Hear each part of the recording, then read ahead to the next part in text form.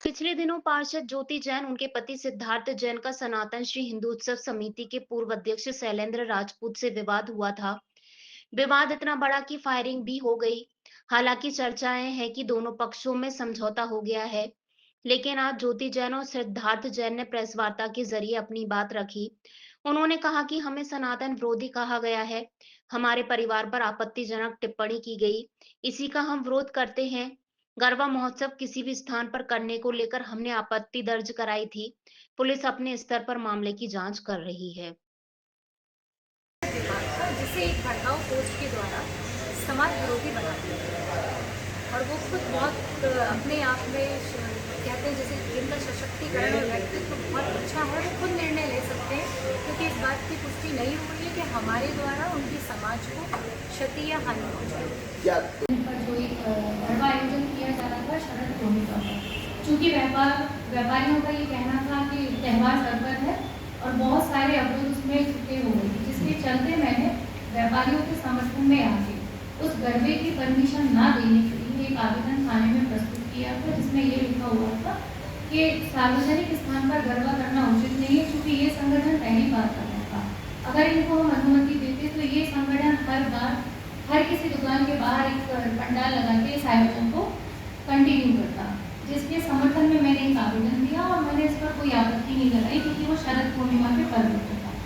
उसको लेकर कई असामाजिक तत्वों ने पोस्ट डाली थी फेसबुक पर, जिसमें मुझे खुद को और मेरी श्रीमान जी अभद्र भाषा का प्रयोग कर पोस्ट डाली थी, जिसके चलते मैंने शैलेंद्र सिंह टीलर पे, जिनसे मेरी फोन पर बातचीत हुई, मेरी श्रीमान जी की बातचीत हुई और वो बातचीत चलते चलते विवाद में पड़ी।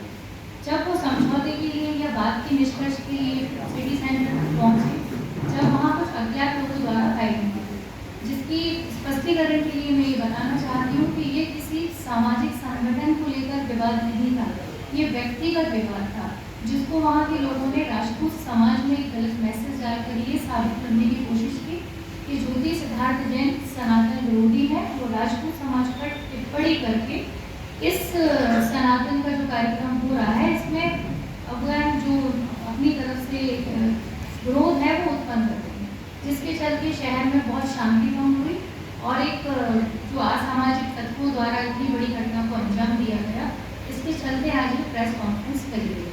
मैंने पोस्ट देखी, मेरे द्वारा फोन उनको लगाया गया। हाँ जी, उन्होंने करी। उनका ये कहना था कि हम सनातन का विरोध कर रहे हैं, जबकि वो आयोजन दूसरे दिन होना था और ये घटना आयोजन के एक दिन पहले।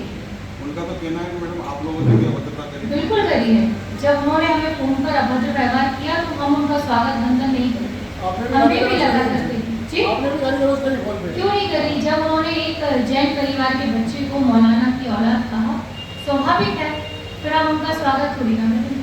ये हमारे ऊपर भी प्रश्न चिन्ह बन रहा था, तो जिस भाषा में उन्होंने उपयोग किया उसी भाषा का हमने भी उपयोग किया। मतलब ये गरबे का जो कार्यक्रम था, ये किसी कसर को लेकर आयोजित किया गया था, ऐसी भी चर्चाएं मैदान में है। चाहे कोई कसर से हो, जिससे भी जो भी हो, असल स्वरूप ही वो कार्यक्रम रखा गया था। ये मैं तो इसमें कुछ कह नहीं पाऊंगी। उसके पीछे कारण ये है क्योंकि माधवगंज एक ऐसा गढ़ है जहाँ पर सभी संगठन कार्यक्रम करते हैं, जिस पर मैं खुद वहाँ उपस्थित रहती हूँ। मुझे किसी भी आयोजन में कोई आपत्ति नहीं थी। मैंने सिर्फ अपने दायित्व का निर्वहन किया है, और अगर आपको लगता है कि मेरे द्वारा कुछ गलत हुआ है तो मैं खुद आपके समक्ष और राष्ट्रीय समाज पूरी, आप विदिशा जिले की बात करते हैं, मैं मध्य प्रदेश राजपूत समाज के सामने ये निवेदन कर सकती हूँ और अपने आप को साबित भी कर चुकी हूँ कि ये विवाद व्यक्तिगत विवाद था, सामाजिक विवाद नहीं था। जैसा कि सोशल मीडिया पर पोस्ट डाली गई कि हमने राजपूत समाज के खिलाफ टिप्पणी करी है, जिसके चलते शहर में ये घटना